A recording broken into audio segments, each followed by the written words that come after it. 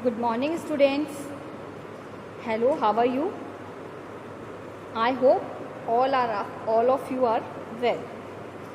So I am Shabana, your science biology teacher.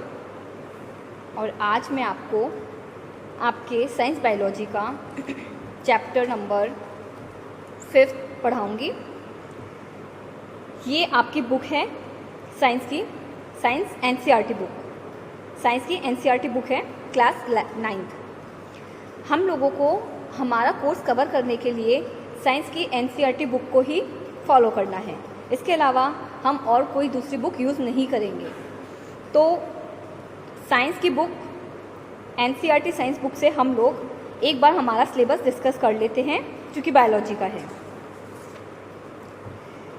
तो contents में देखेंगे हम लोग chapter 5 the fundamental unit of life, chapter 6 tissue, chapter 7 diversity in living organism, chapter number 13 why do we fall ill, chapter 14 natural resources, chapter number 15 environment improvement in food resources. तो ये हमारा biology का content है, जो कि हम NCERT book science से पढ़ेंगे। तो आज हम बायोलॉजी का chapter number 5 the fundamental unit of life start करने जा रहे हैं। तो आप सब अपनी बुक्स खोलेंगे और बुक का पेज नंबर 57 ओपन कीजिए। पेज नंबर 57 जो कि एनसीईआरटी बुक साइंस का है, इसमें chapter number 5 the fundamental unit of life.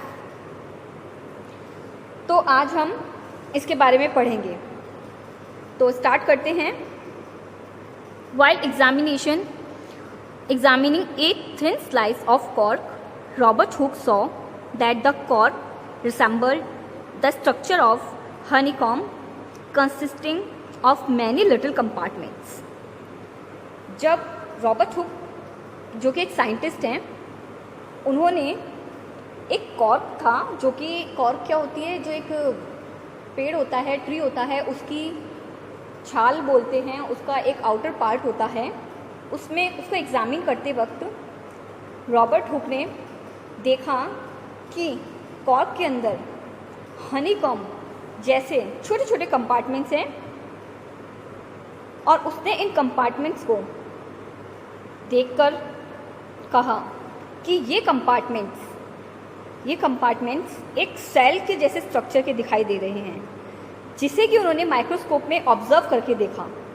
उन्होंने माइक्रोस्कोप के नीचे इस कॉर्क को रखा, इस कॉर्क के टुकड़े को रखा और देखा कि ये 6 हमारी जो बॉडी है उसकी जो सेल्स होती हैं बिल्कुल उसकी जैसे रिसेंबल करते हुए हैं, और उसे उन्होंने सेल नाम दिया।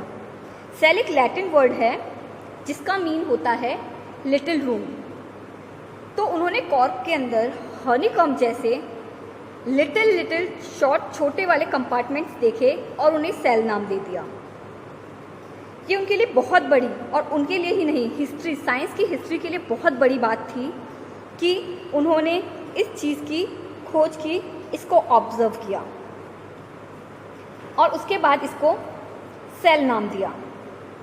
तो हमारे जो बॉडी की बेसिक यूनिट, जिसे हम फंडामेंटल यूनिट भी कहते हैं, वो होता है सेल। तो इस पैराग्राफ में हमने ये देखा कि रॉबर्ट हुक थे जिन्होंने सेल को कॉर्क में माइक्रोस्कोप के नीचे देखा और बताया कॉर्क में जो सेल्स हैं वो हनीकॉम्ब जैसे लिटिल रूम्स की तरह हैं।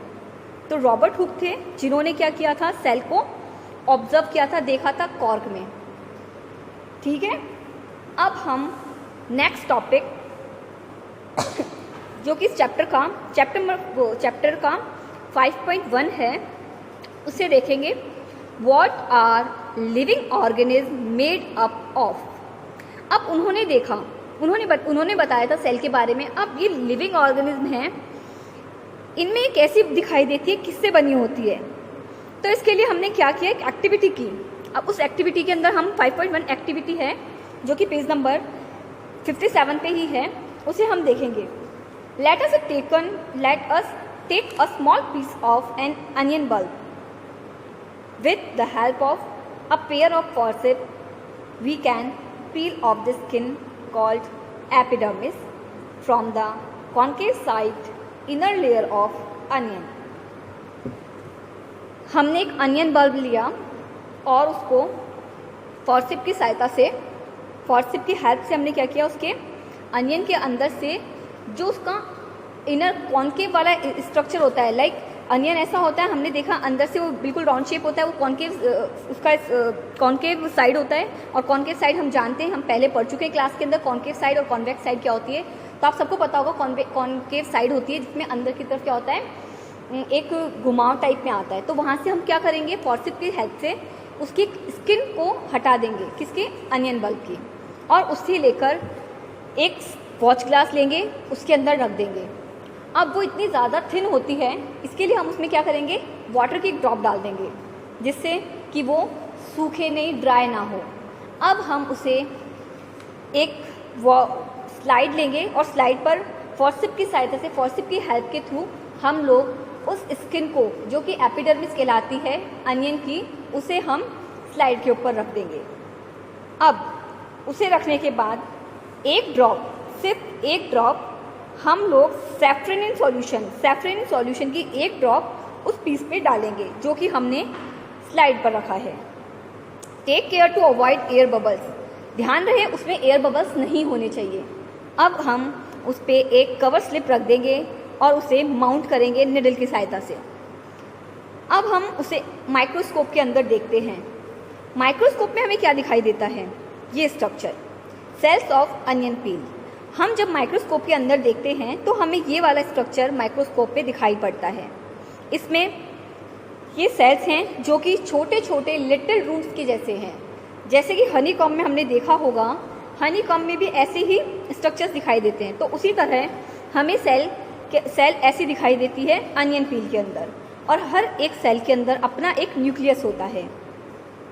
तो हम फिर से देखते हैं, हमने इस पैराग्राफ में देखा, एक हमने अनियन लिया, उसके अंदर से अनियन के कॉन्केव साइड से, अनियन में कॉन्केव साइड से हमने एक फॉर्सेप की हेल्प से उसकी एपिडर्मिस, जो कि बिल्कुल पतली सी स्किन होती है, उसको लेकर हम एक वॉच ग्लास में रख देंगे और उसमें थोड़ा सा वाटर डालेंगे। वाटर डालने के बाद उसे स्लाइड पर रख के उसमें सैफ्रनिन की एक ड्रॉप डालेंगे और उसे बहुत ही ज़्यादा बहुत ज़्यादा केयरफुली हम लोग एक कवर स्लिप रख के माइक्रोस्कोप के नीचे देखते हैं। तो माइक्रोस्कोप के नीचे हमें ये वाली शेप दिखाई देती है सेल की, जिसमें कि छोटे छोटे कंपार्टमेंट्स के रूप में हमें सेल दिखाई देती है और उसमें एक न्यूक्लियस होता है। तो हमने इस पूरे एक पेज के अंदर क्या क्या देखा। फर्स्ट हमने देखा रॉबर्ट हुक, जो कि एक साइंटिस्ट थे, उन्होंने साइंस की हिस्ट्री में एक बहुत बड़ी डिस्कवरी की थी, जो कि था सेल को उन्होंने कॉर्क में देखा, जो कि बहुत ही लिटिल रूम्स के रूप में दिखाई देते हैं, और उन लिटिल रूम्स को सेल कहा गया। अब हमें देखना है सेल कैसी दिखाई देती है। उसके लिए हम एक अनियन लेंगे और उस अनियन में से हमने एक पतली सी स्किन हटा के उसे माइक्रोस्कोप के नीचे देखते हैं, तो हमें ऐसा स्ट्रक्चर दिखाई देता है। उसके अंदर हर एक सेल के अंदर एक एक न्यूक्लियस प्रेजेंट होता है। अब हम नेक्स्ट पेज के ऊपर चलते हैं। Yes, page number 58। What are these structures, ये स्ट्रक्चर कैसे होते हैं, कैसे दिखाई देते हैं। These structures look similar to each other. Together, they form a big structure like an onion bulb.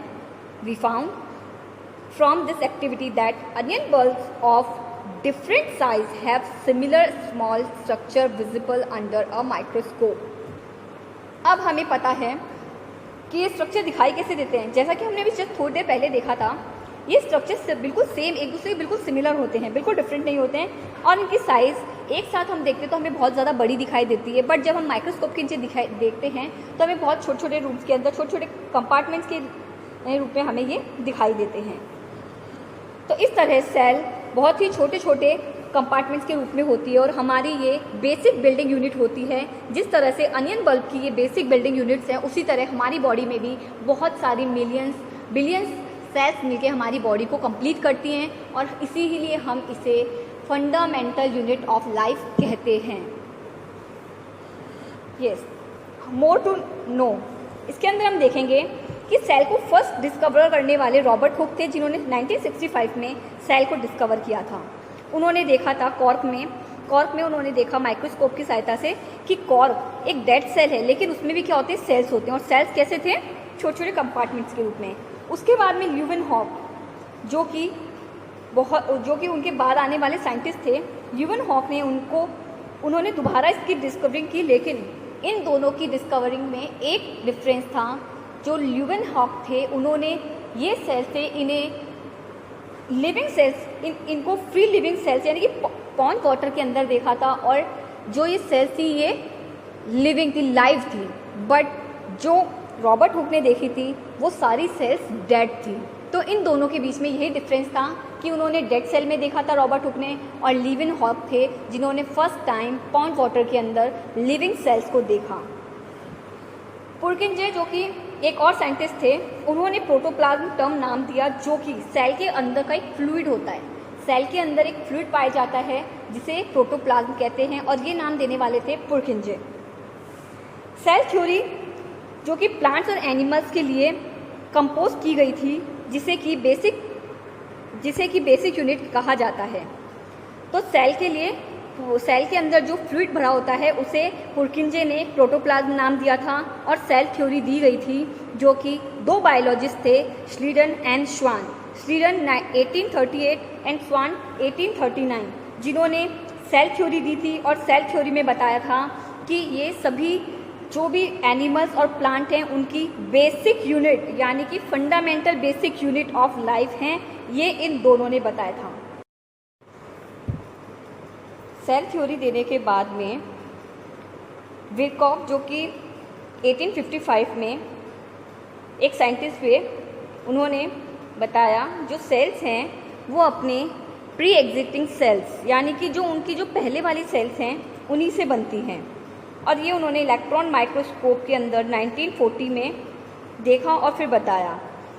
इससे उन्होंने बताया जो भी ऑर्गन्स या ऑर्गेनल्स हैं वो कॉम्प्लेक्स स्ट्रक्चर बनाते हैं सेल्स से। एक सेल नहीं, बहुत सारी सेल्स मिलके सारा की सारा स्ट्रक्चर बनाती हैं।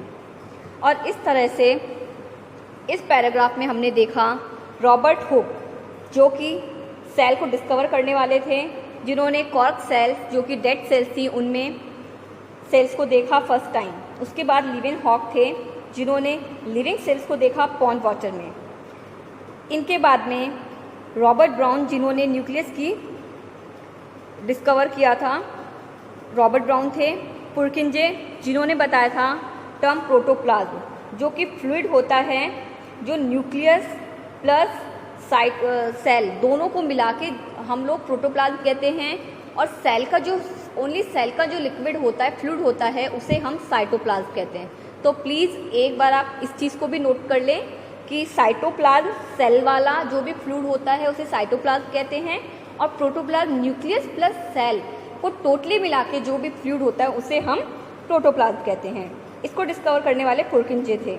उसके बाद सेल थ्योरी आई थी जो कि श्लीडन एंड श्वान ने दी थी। उन्होंने कहा था जो भी एनिमल्स हैं वो सेल से बने होते हैं, और ये सेल से होती हैं, ये बेसिक यूनिट होती हैं हर इंसान के लिए, हर लिविंग ऑर्गेनिज्म के लिए। उसके बाद में विरकॉफ आए थे जिन्होंने बताया सेल्स हैं वो अपनी प्री एग्जिस्टिंग सेल्स के ही बनती हैं।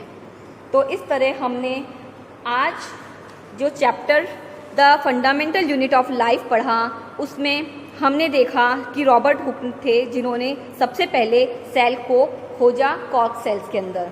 फिर हमने देखा इस पैराग्राफ में कि कैसे हम लोग लिविंग सेल्स को अनियन बल्ब में हमने सेल्स को देखा अंडर द माइक्रोस्कोप। और सेल्स हैं वो ऐसी दिखाई देती हैं जिनमें कि हर सेल में एक न्यूक्लियस होता है। देन हम लोगों ने देखा कि इनके स्ट्रक्चर कैसे होते हैं, ये सेल्स कितनी बड़ी होती हैं, सारी एक साथ सेल मिलकर बहुत बड़ा स्ट्रक्चर बनाती हैं, और जो एक छोटी सेल्स होती हैं वो एक लिटिल कंपार्टमेंट और रूम्स होते हैं। इसके बाद हमने देखा कि रॉबर्ट हुक थे, उनके बाद में ल्यूवेनहॉक आए थे जिन्होंने कि लिविंग सेल्स को देखा पॉन्ड वाटर के अंदर। उसके बाद रॉबर्ट ब्राउन थे जिन्होंने न्यूक्लियस के बारे में बताया, पोर्किंजे जिन्होंने प्रोटोप्लाज्म के बारे में बताया था, सेल थ्योरी स्लीडर एंड स्वान ने दी थी, विरकॉफ थे जिन्होंने बताया कि प्री एग्जिस्टिंग सेल से ही न्यू सेल्स बनती हैं। तो आप लोग इसके नोट्स प्रिपेयर करेंगे और इस चैप्टर को रीड करेंगे यहाँ से यहाँ तक। इसके आगे का हम कल दोबारा कंटिन्यू करते हैं। ओके स्टूडेंट्स, प्लीज़ आप अपने नोट्स अपने रजिस्टर में बनाएंगे और इसे ध्यान से देखेंगे। ठीक है, थैंक यू।